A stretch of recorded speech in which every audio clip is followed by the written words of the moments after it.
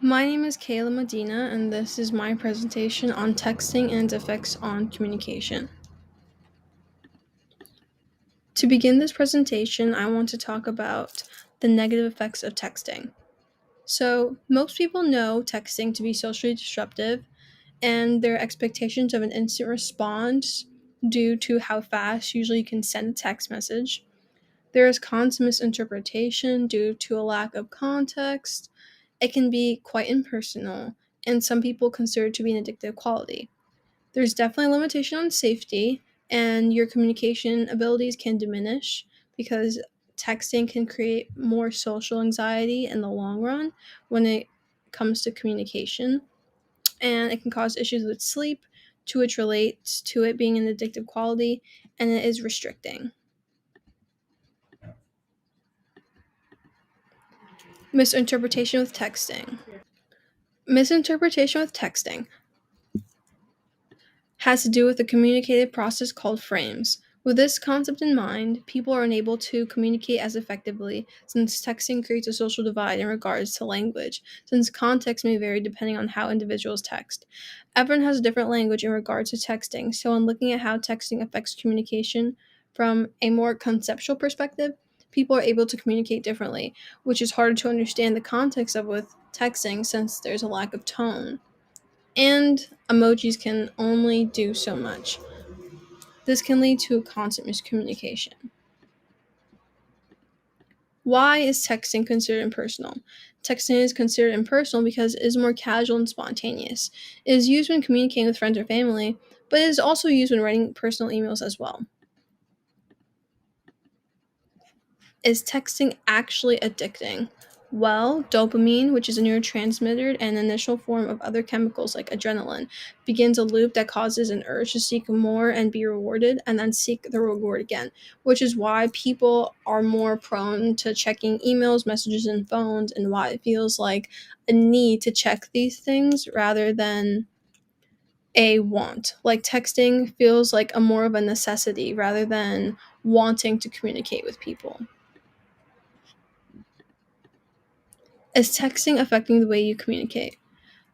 I had used this quote from Orality and Literacy, to which states, writing, Plato has Socrates say in the Phaedrus, is inhuman, pretending to establish outside the mind what in reality can only be in the mind. Is the thing a manufactured product? The same, of course, is said of computers. And what is being said in this quote is basically that writing, there's more a dependency on it, but oral speech I feel like is more important. And not only I feel like that, the quote's also saying that it's more important because there's less of a dependence on it. And your memory in regards to writing is not being used as much. But you can also, I feel like when you speak about things, you remember it more too. But when it comes to memory, people are more reliant on writing things down in order to memorize things. And this relates to texting because people are more dependent on texting as well as speaking to other people because it's just an easier and it's better, and people are able to remember their conversation with other people as well better. Texting's limitation on safety.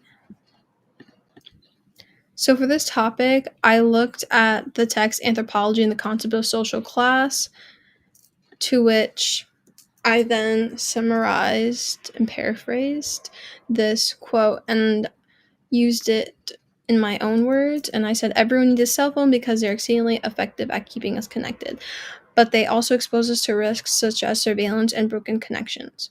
However, in seeking to move away from witnessing public just as communities and instead asking us to consider the kinds of subjectivity that these communities may be based on, overlooks the routes taken or channels through which these forms of subjectivity must flow.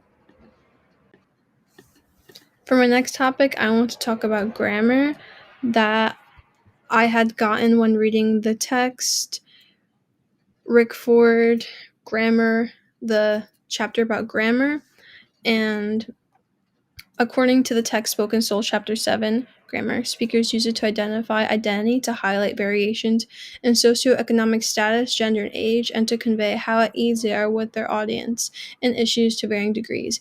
In simplified terms, it is an asset that speakers use or avoid based on their social backgrounds, relationships, and attitudes, what they want to achieve, and how they want to seem in each contact.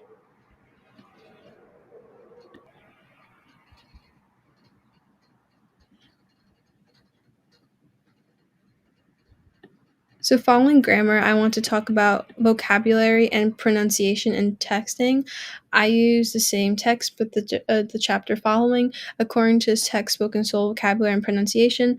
Every human language and dialect studied to date has patterns or laws. A linguistic variety cannot be successfully learned or utilized in everyday life without regularities. Subjective social and political assessments based on prejudices and preconceptions about the individuals who typically speak each type. The regional and frequently changing elements of lingo contribute to the differences in language observed between the East and West coasts. I want to then talk about whether or not texting is considered restricting.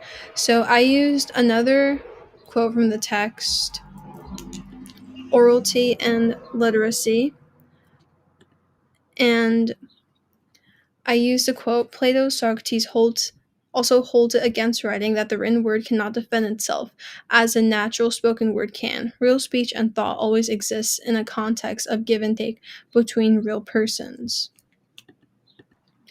This quote made me think not only about texting, about social media and how people try to convey their opinions online, but there are so many restrictions, even though we do have the rule of freedom of speech. And with that being said, freedom of speech, there's always going to be a limitation on that when either you're writing for freely or you're writing for a newspaper article, or even if you're just writing simply to express your opinion on social media. There will always be some sort of limitation or restriction on that. But when you're voicing your opinions through speech and vocally, there's less of a limitation and people can't restrict what you're saying as much. These were the sources I used for my presentation.